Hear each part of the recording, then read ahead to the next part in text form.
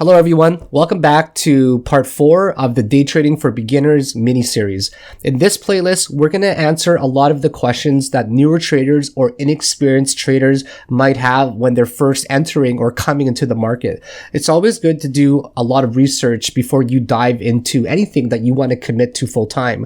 And there's a lot of dangers, there's a lot of information that's required for day trading. And I find that the people that do a lot of the research first, they're going to be much more equipped to handle the stresses, especially when you're diving into something that's extremely complicated and requires a vast amount of knowledge. Why wouldn't you want to do the research first? I remember when I first got into trading, I didn't do much research at all. I just dove into it thinking that I could pick it up and it was easy and I was smarter than everyone else, but that was clearly not the case at all. The market ended up having a very special way to humble me. So join me for this mini series and we're going to go through tons of the things I think are extremely important for beginners. And in this part 4 of the mini series, we're going to go over the computer setup, what's actually needed versus what are actually luxuries. And this will give you a very comprehensive idea of the bare minimum that I think are required for trading.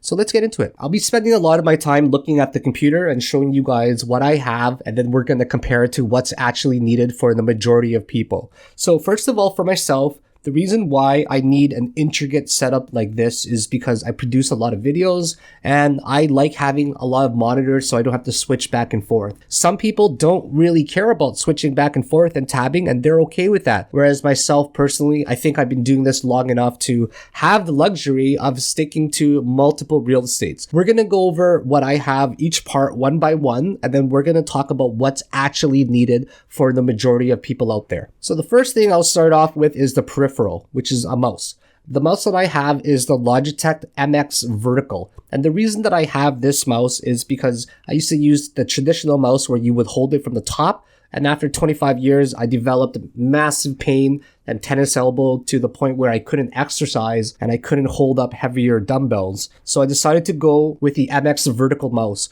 So the way this mouse works is you hold it upright like this, which is in a more natural position. See the scanner is on the bottom over here. So you're holding it upright in a natural ergonomic position. And after using it for about 3 weeks to a month, it ended up reducing my pain severely to the point where it's actually gone now and I can lift up really heavy dumbbells again. I'm exercising a lot, and whenever I do bicep curls, it ends up causing a lot of pain before. But this actually relieves it and I don't feel anything, and it's great. So I definitely recommend an ergonomic mouse. This one happens to be wireless and Bluetooth, so really convenient as well. I'll have a description of all of the parts that I have below just in case you're interested in picking it up for yourself. But know that this is not sponsored by any of these companies. They're not paying me to talk about them at all. So the next thing would be a keyboard. I prefer having a mechanical keyboard, and I like looking at this soothing color where it has a variety of different RGB features.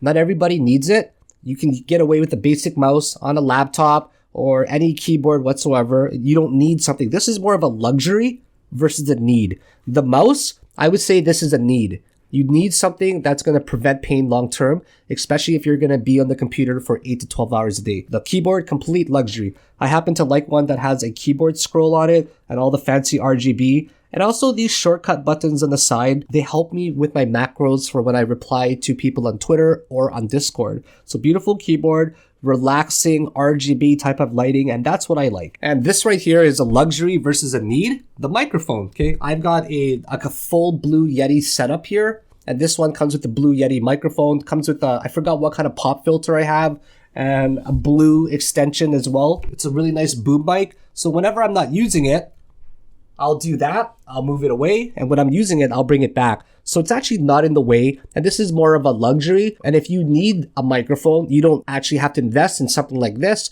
This is just more so for a professional purpose for when I produce videos like this one. When you're producing content, of course you want to have a little bit of a higher quality than just maybe a gamer that's casually doing it at home. So this is a luxury, but if you need a microphone, any microphone will do. And it's good to communicate with people when you're in a Discord group. So if you're communicating with them and you're trading together, you want to have some microphone to talk to them. So the next thing we'll go on to is the monitors. So for myself, to break it down, I've got basically 7 monitors here. Okay, this counts as 1.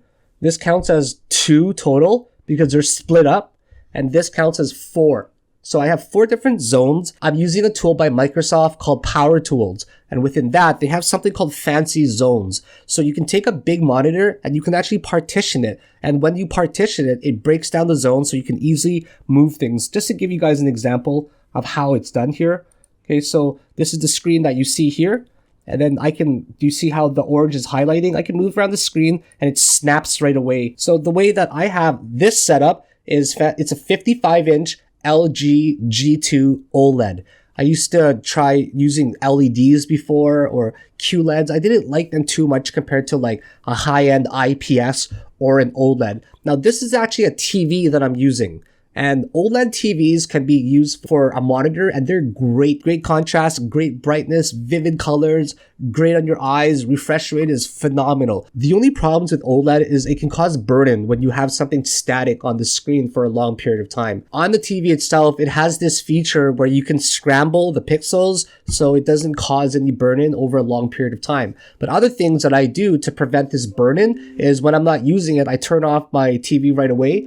You got to use a remote. That's one of the drawbacks. It doesn't have that auto activation like it does on a monitor where you don't need to ever turn it off. As soon as it gets a signal, it turns itself back on. That's the beauty of a monitor. As opposed to a TV, you've constantly got to use the remote to turn it on and off, but it's not that inconvenient once you actually get used to it. Another thing that I do is I have a screensaver that's always changing. In my background, I've got a slideshow. So the slideshow changes pictures every single minute as my screensaver. This way, you don't get that burn-in or that static image on the screen. So the reason I got this monitor in a 55-inch format is because a 55-inch monitor or TV is the exact same thing as having 4 27-inch monitors side by side and stacked on top of each other. So each one of these zones that you see here is equal to a 27-inch monitor. So one 55-inch can essentially give you 4 27-inch monitors. Now the cost of them, of one big OLED, is going to highly exceed the cost of 4 27-inch monitors.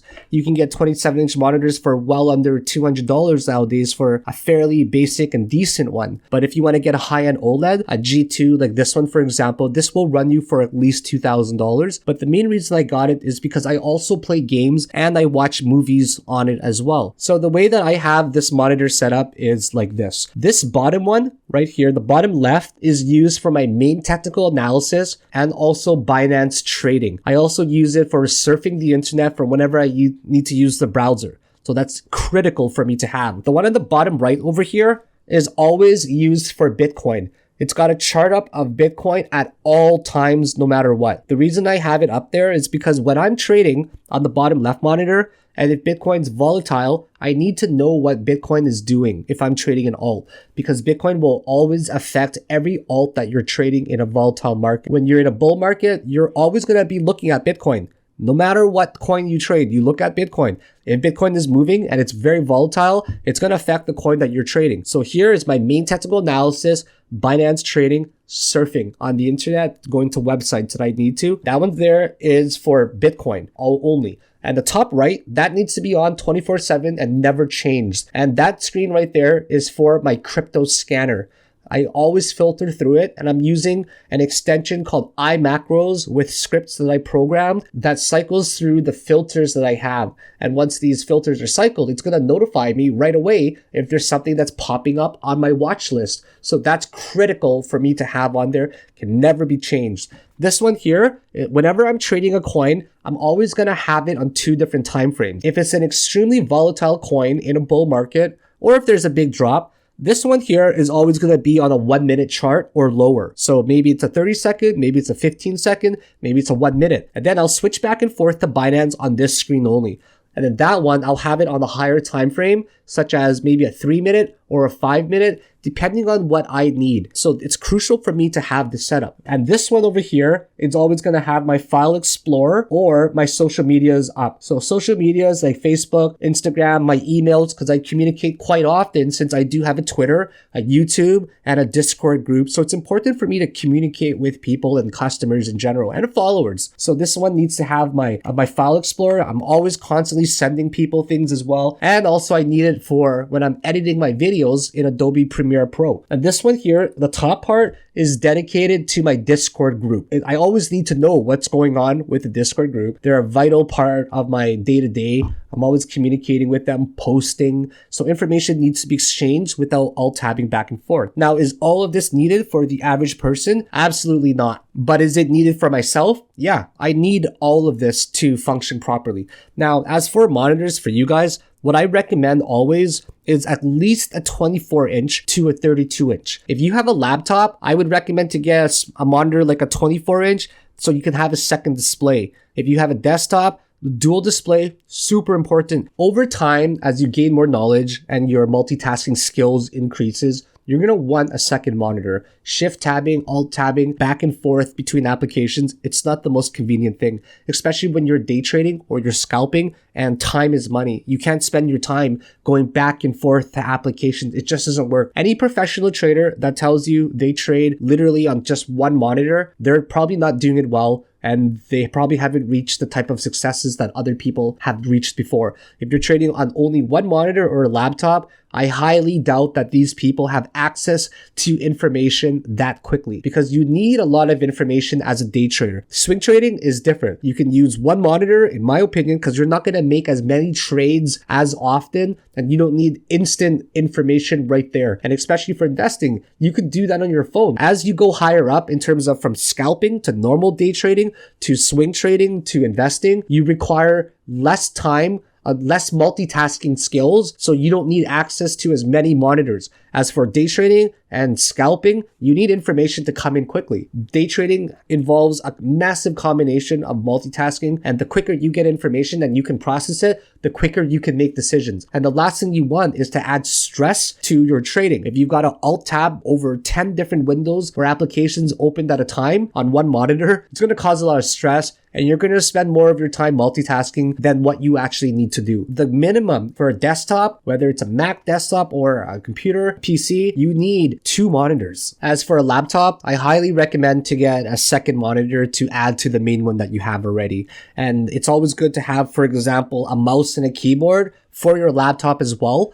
And the reason for that is because if you're, for example, at home, but you bring your laptop around a lot, it's good to have a stationary system, mouse, keyboard, and a main monitor. This way, when you plug your laptop in, this now in front of you, the main monitor, laptop, keyboard, it becomes your main setup, and then the laptop becomes the secondary display because it's smaller. That's a much better way, in my opinion, to do it. Whereas if you have a laptop in front of you and you're using that as your main display, and then you're using the keyboard on the laptop, and you're also using their trackpad as well, so no external keyboard or mouse. You're using the laptop as your main, the secondary monitor as your other one on the side. It's a little bit more difficult because, well, you're on a small, tiny little system. I find that when you're using something more ergonomic, something more comfortable, something not as compact, it's going to give you a better vibe in the office, and you're going to be more efficient and productive. A laptop is designed for portability. Unless you're getting like a 17-inch laptop, which who has a 17-inch nowadays? Most people have like a 13-inch. And I've seen my wife's MacBook. We just got a MacBook Air, a newer one, and that thing is tiny. It's 13.1 inches, and she got me to type a few things or to set it up. And I was like, oh my goodness, I just can't do this on such a tiny little keyboard and a trackpad that's not really accurate. You want something with high sensitivity and precision like a mouse that you can use, because when you're day trading and you're scalping and there's so much volatility, by the time you move your mouse from somewhere to somewhere, that 5 seconds, it can be a difference of huge slippage. So you want to be able to react as fast as you can as well. In some ways, when you're trading on a computer, it's kind of like gaming. It does rely on quickness as well. And the actions per minute that you can perform, it can really add up when you need that multitasking, when you need to do something quick and precise. There have been moments where I've seen a trade so volatile and I'm on my phone and I need to do something right away to react, and the phone is so clumsy. When you're trying to scalp or day trade, it works all right, but you can't do it nearly as accurately. And then of course, you're going to cater it to exactly what else you need. If you need more real estate because you're also recording, you can figure out how much screen space you actually need, of course, what's in the budget as well, and then you can decide and build your own display setup. Everybody has different needs for what they need in terms of display and real estate in front of them. More real estate, easier to multitask. less real estate, it's going to be more difficult for you to get around, but it can still be done. It's up to you to determine with a delicate balance of a budget, of course, and how many you actually need, and with what you do to determine what you actually need. So everybody has different needs. Not a single person will have the same needs when it comes to a system. A lot of people say to me, oh, Philakone, your setup is a little bit overkill. You don't need that to professionally day trade. Maybe not to professionally day trade, but I need it for what I do. And that's important to me. So don't let anybody tell you what you actually need and what you don't need. And then there's a lot of other peripherals as well. For example, the web camera, how you decide to actually mount it is really up to you. I have mine mounted in front of me because I prefer talking and looking at the camera like this, and my monitor is too high. I don't want it looking at me only. I'd rather have a nice background of my computer set up here to show everybody. I also have other things as well, like LED ring by Razer. If I turn it off, it's not nearly as bright.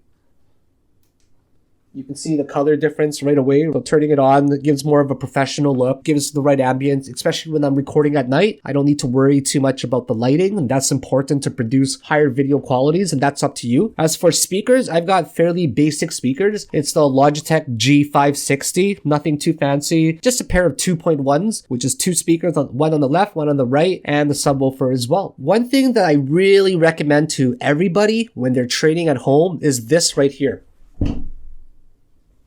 So that right there is a monitor lamp. And what it does is at night, when it's dark, it provides an ambient light in front, right here to light up the whole screen. It ensures that it doesn't cause eye strain, first of all. It's got different temperature lights that you might like. The temperature has in cool and a little bit warmer as well. So depending on what you like, it's also got an automatic sensor on it. When the TV turns on, turns on. When the TV turns off, it turns off. One of the best $40 investments that I got. You can get pretty much any brand. Just do a little bit of research. There's tons of them available on the market. Just make sure to get one really wide. Like I have a 55-inch, so I had to get one a little bit wider. The one I got is actually made for a 32-inch only, but it works great for a 55 as well. Another thing that I have that you don't see is actually behind the TV. Behind the TV, there's a Philips RGB lighting strip for a TV. And the reason I have that in combination to this monitor lamp above here is so that it gives an ambience behind the TV. I trade a lot at night, and I'm not always recording, and I don't always have the light on. This is only bright right now because I'm recording and I'm making a video. But at night, I'm not always doing this. So I want something with an ambience around the TV to give it a glow so it doesn't hurt my eyes. I'm now 38 years old, and I used to game in the dark all the time, and I got laser eye surgery just earlier this year. So my eyes have been a lot more sensitive, and I actually want to take care of them to make sure that if I'm on the computer for 8 to 12 hours a day, I'm not going to have any eye strain. So eye strain, it's something you really want to focus on. In terms of the monitor that you have, in terms of the second monitor, I really recommend at least a 2K resolution screen. If you're using like a 32-inch or bigger monitor, okay? That's important because the resolution is going to affect how your eyes see it. And in terms of refresh rate, you don't need anything higher than 60 hertz for doing desktop applications. Your eyes won't even notice the difference whatsoever. For example, this one here, I ended up getting a cheaper monitor. It's a ViewSonic.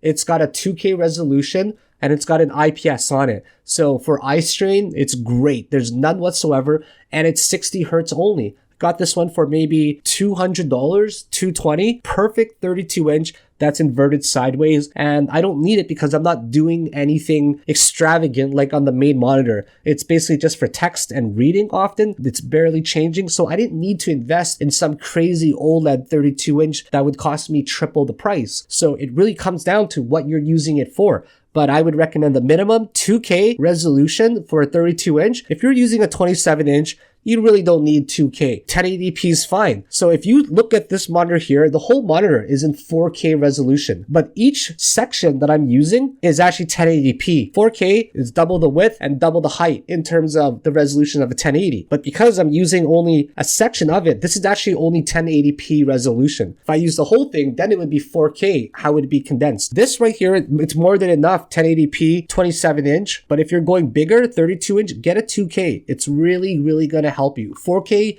is overkill. You don't need that for day trading. It'll be a little bit finer, but your eyes probably won't even notice it much between a 2K and a 4K. And refresh rate, once again, 60 hertz, all that you need. You don't need anything more. So you guys know now what kind of monitors I recommend in general, or what kind, and the refresh rate, the specifications based on what you need. So now let's go over the actual computer itself and the minimum specifications that I think are really important to trading. So what we've got in front of us is a custom open looped water cooled system where it doesn't have a fan to cool the video card or the processor. I've always been a huge computer person growing up, but this one here is using a soft tube PVC because I take it apart quite often to clean it. I don't want anything happening to it, and it will probably get moved quite often as well. So on the bottom here is the reservoir. The reservoir is the tank where the water is in here. You're not just using normal water. You have to use a distilled water, and you have to use some sort of solution in it to prevent corrosion. But I'm using a specific coolant by EGWB. The majority of parts in here are all EGWB and all RGB.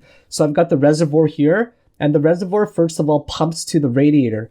There's a radiator just like for a car. It pumps water to it so it can cool it down with fans. And once the water is cooled down, it pumps into the water block on the central processing unit. And then it cools it with water. There's a water block on it that's usually copper or nickel. It dissipates the heat. It absorbs it into the water. And after it absorbs into the water, it now goes to the video card. So the water is probably a little bit warmer than when it came out of the radiator at first. And then that warmer water will go into the video card. That's this huge vertical thing that you see on the side. That's the video card. I removed the entire normal stock cooling that had the OEM fans. I replaced it with an EKWB water block. So now water gets pumped through there. It goes on the graphics processing unit, cools it down, and then extracts the water. It dissipates it, and then brings it back into the reservoir. So this is the basic concept of a water-cooled system. And the CPU that I use is now a Ryzen 9 series, so it's one of the higher ones out there. In terms of a CPU for yourself, if you're just getting into trading and you don't play games and you don't need anything flashy, you're not doing any graphics or video editing or any type of major processing, the bare minimum processor that you need is some sort of newer i5 equivalent. Maybe something like within at least 4 years old or 6 years old, something that can still keep up pretty well. So an i5 minimum. i3 just doesn't have that type of processing power when you have a lot of windows open like Chrome. So for the CPU, at least an i5 equivalent. And if you're getting a Ryzen, maybe like a Ryzen 5 series, you don't need the craziest CPU because you're only doing desktop applications. And desktop applications that don't have a lot of graphics, they don't need anything like a high-end video card. It can just be a basic integrated graphics card, and that's good enough for these applications. So for example, some AMD CPUs, they have a built-in video card. And with these built-in video cards, that's all that you'll generally need. It'll use the video card from the RAM that you have. This way you don't need a high-end video card because you're only doing desktop applications. So I'm not going to turn this into like a computer kind of video, like a very technical one. So I'm just going to get through this really quickly for you guys.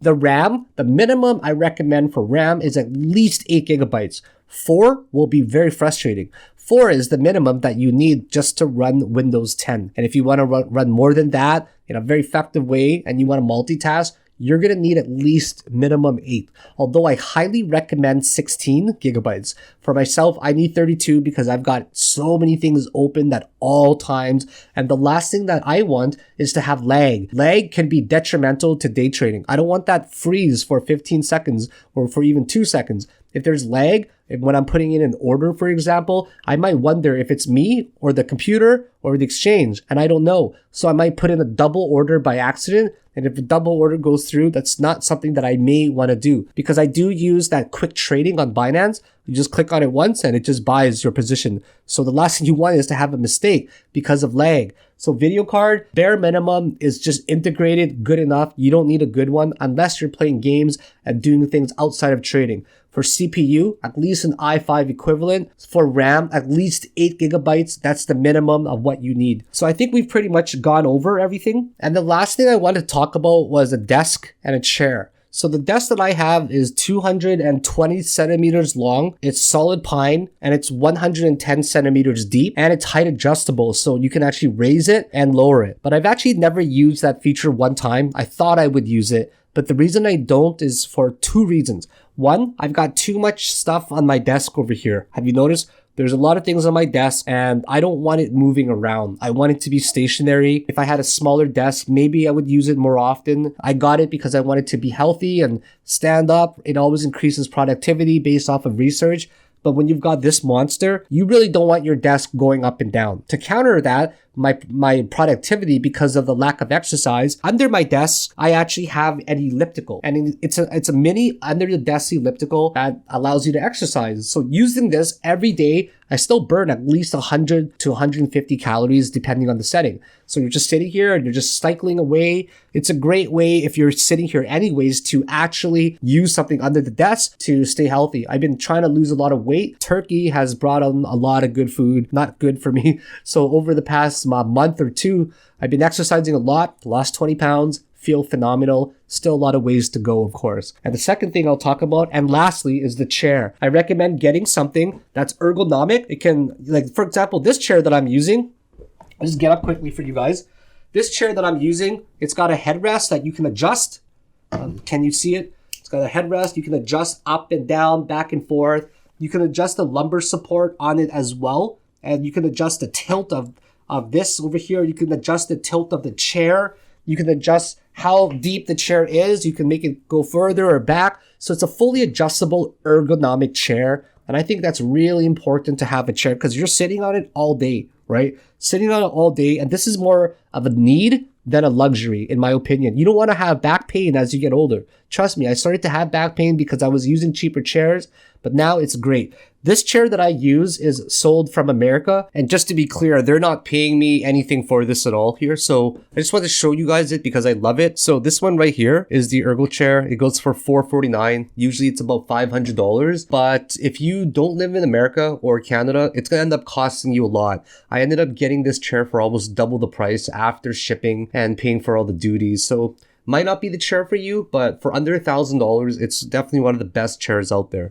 Then other than that, we pretty much wrapped up and covered everything that I think that you personally need. And always keep in mind that what you need might be different than what others need. In terms of a video card, you really don't need anything powerful. You can use anything because they're all desktop applications. For a processor, at least an i5 processor out there. I highly recommend some things like a good chair, an ergonomic vertical mouse of any brand. Also having at least 2 monitors regardless of how you end up setting up. So thank you very much for joining me for part 4 for the computer setup. I look forward to seeing you for the next video coming up, and that one's probably going to be a lot more interesting than talking about a computer setup. So I'll see you then, and I hope that this video has helped you. Bye now.